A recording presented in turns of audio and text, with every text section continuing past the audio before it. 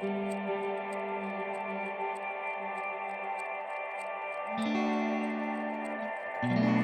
off Atlantic near Linden, and I want to show you this church steeple has fallen off of the top of the church. As you can see, I've been trying to look and see what it's hanging on by. I can't tell, but it does not look good.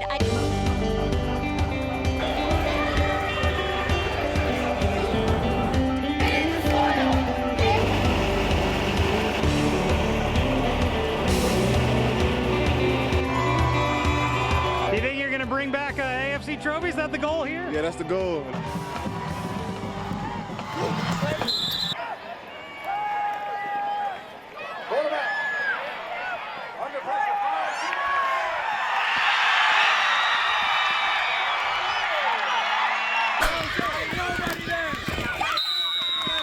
We're going to be closing the bridges as soon as the wind picks up, and you can't get out. It's sad. I can't say that anymore. It's really hard when someone dies, but it's a lot harder when it's someone close to you. So be all the good you can, to everyone you can, anytime you can. And that would be my message. And I miss my son.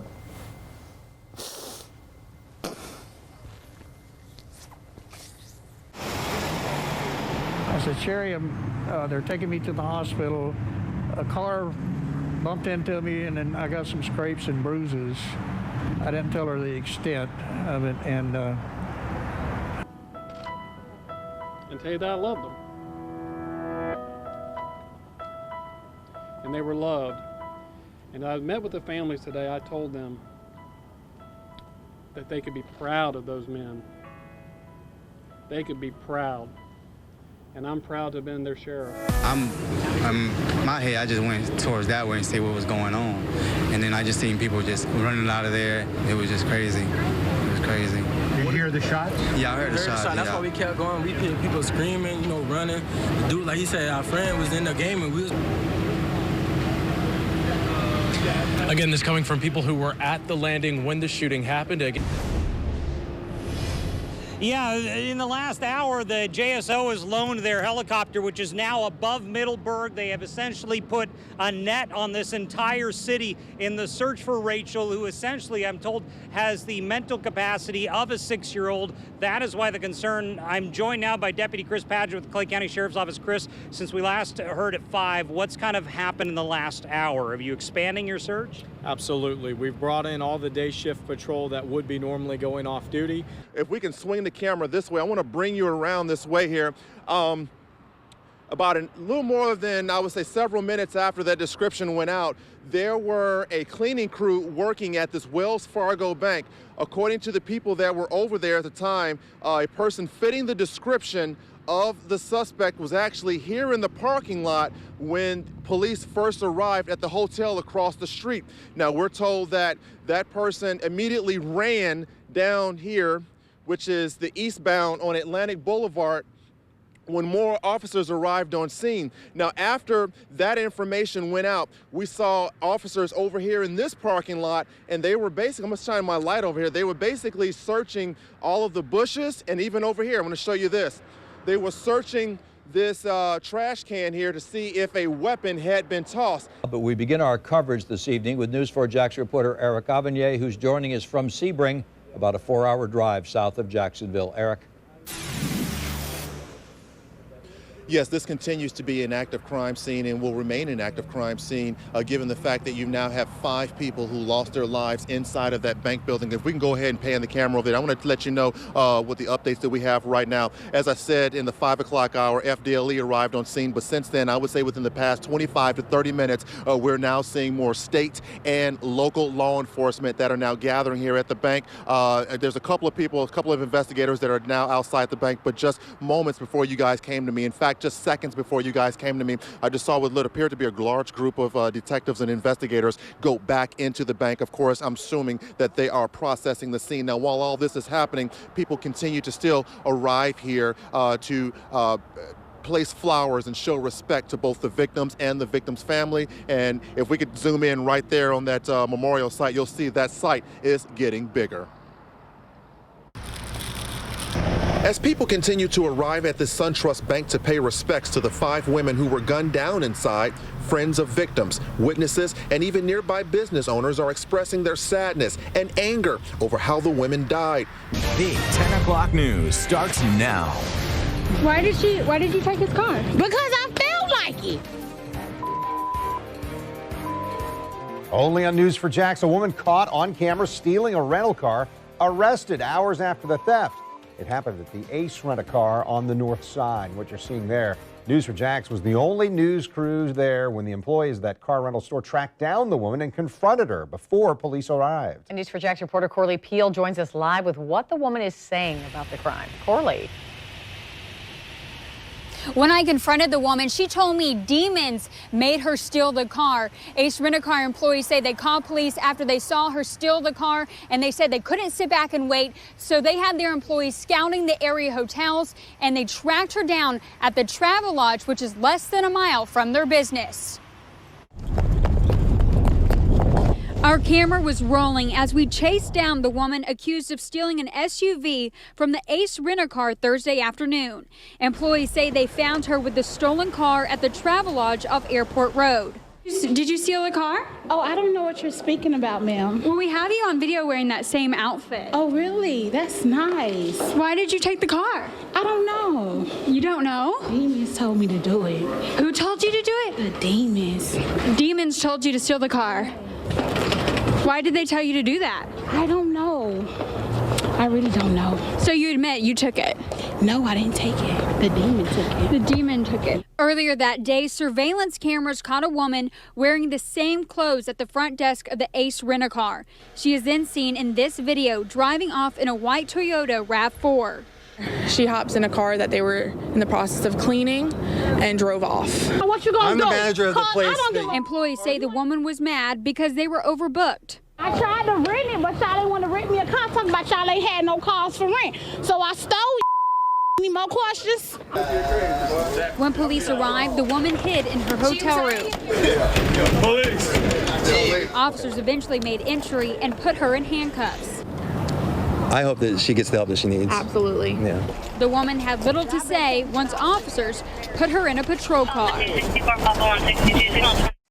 It's November 17th, 2014. These best friends college students are returning home on South Florida's Sawgrass Expressway.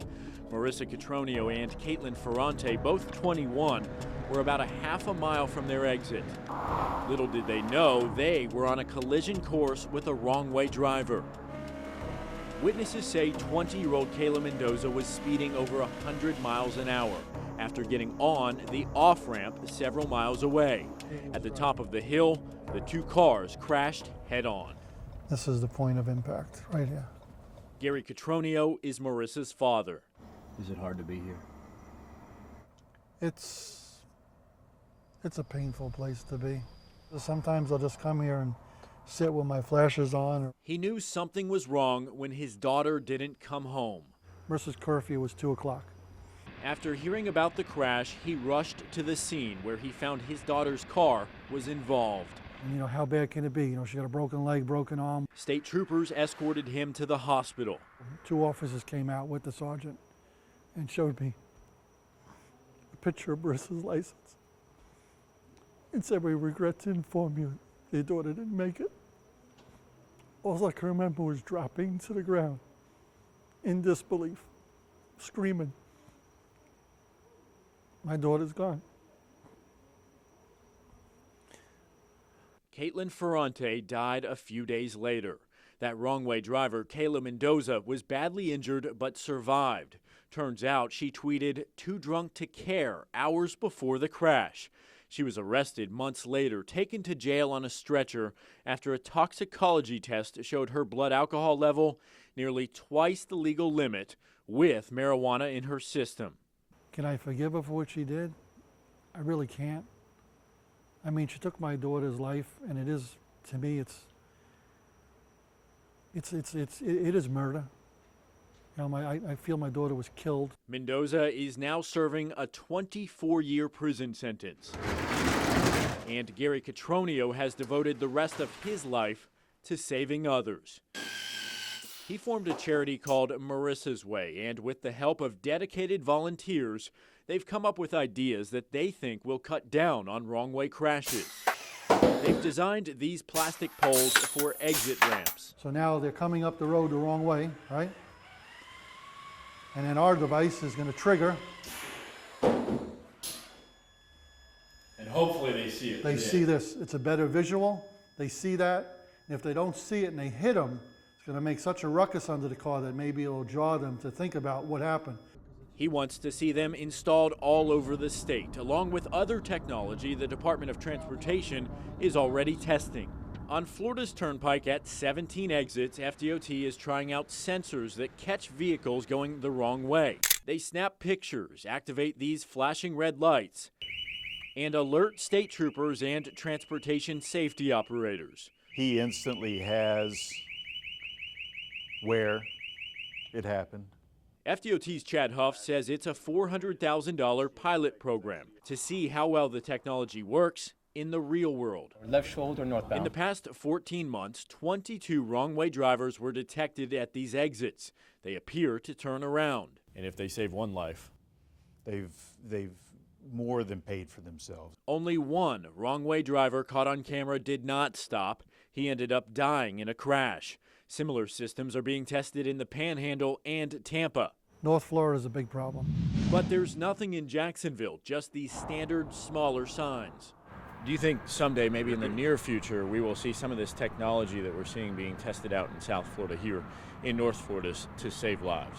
Part of the purpose of the pilot program is to find out what is the most effective, and we will learn from these pilot programs and see what we can incorporate in Northeast Florida.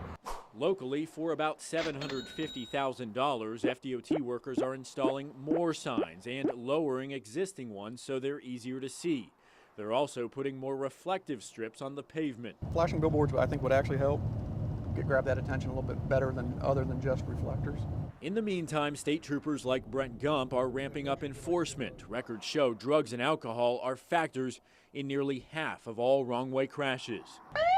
Gump recently stopped a wrong-way drunk driver on Phillips Highway. Luckily, he was nearby. We used all three to get traffic slowed down behind us while the other trooper approached the vehicle and got to the driver. So you were likely able to save some lives? I'd like to think so. I hope so. Gary Catronio is pushing for anything and everything to keep drivers safe. It's a parent's worst nightmare to go through something like that. He's now traveling the state with Marissa's Way, raising awareness so no other families have to go through this unimaginable pain. And it's something that's with you every day. You carry a heavy heart every day.